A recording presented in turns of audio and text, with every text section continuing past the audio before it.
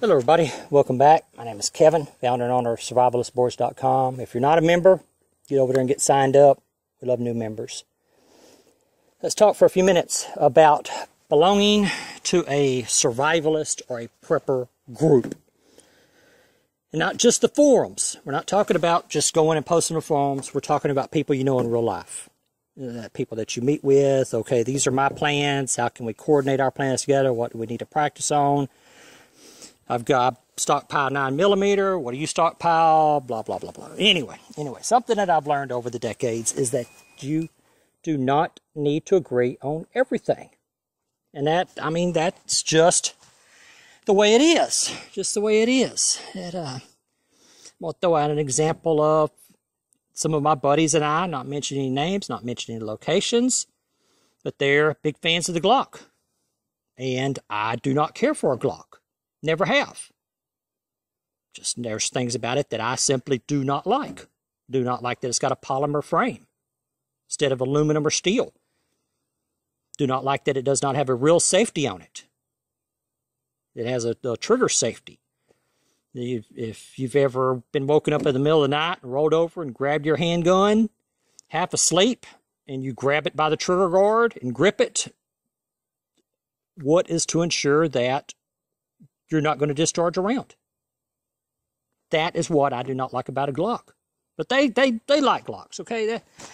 All the Glock thing, that's like Chevrolet, Dodge, Ford, Toyota, Nissan. I mean, whatever. People have their own personal preference. I drive a Toyota. A buddy of mine may drive a Dodge. Somebody else may drive a Ford. It's personal preference. That's what it boils down to. But I put a Glock 19 on layaway to align myself with my buddies and their prepping plans. I put a Glock 19 on layaway so that we have interchangeable magazines. Worst comes to worst, we have interchangeable magazines, we have interchangeable parts. That'll be the only Glock I buy. That's it. Next one will probably be the next firearm I buy will probably be a Springfield. Why Springfield? Because it's got the grip safety. It's got the grip safety. So you can't just grab it and accidentally squeeze the trigger while you're half asleep and it go off, or you're fumbling around inside of a backpack or a purse and it accidentally go off. You have to have the grip safety depressed for it to discharge. So my next firearm will probably be a Springfield XD. But that's something that I've learned over the decades, is that you do not have to agree on everything. Something I came up with is like a circle. Okay? Think of a circle. This is your prepping plan. It's a circle. Your buddy over here's got his other prepping plan. The circles do not need to align, okay? They don't need to align like a pair of glasses. They just need to kind of be close to each other, and it helps if the circles overlap. That overlapping part is where y'all meet. The overlapping part, more you have overlapping, the better. That's the more in common that you have. But if they just touch a little bit, that's fine. Then focus on what overlaps.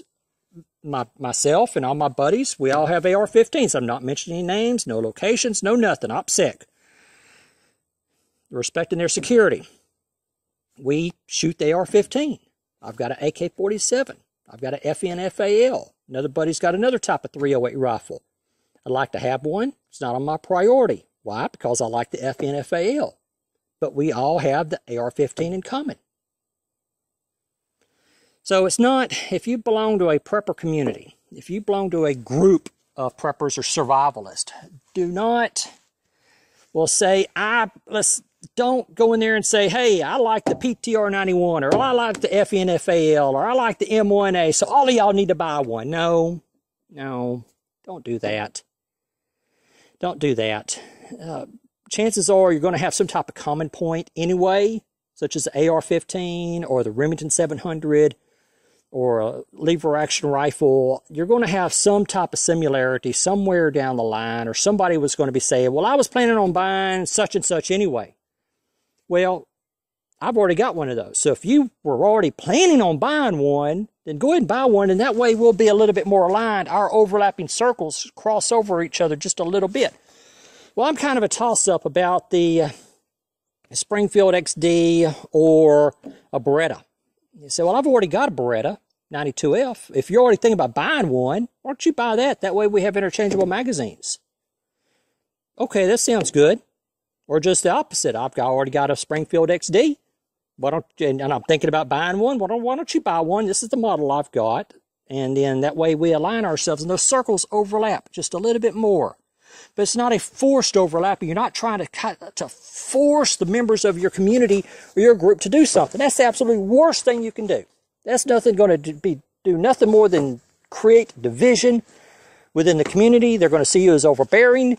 They're going to start to resent you, or you may start to resent them if you got a member of the community that's overbearing. Well, you need to buy a Galil. I don't have a couple of $1,000 put down on a Galil. Well, you need to save up and buy a Galil. Or you need to buy this real fancy rifle, or because I've got this really good paying, I'm an engineer for somebody or for Exxon and I can afford it. Well, so what?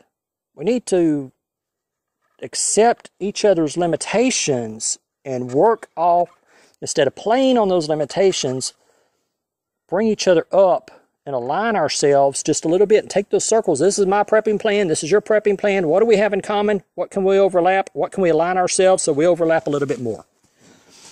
All right, guys and gals, that's it for now. God bless. I'll talk to y'all later.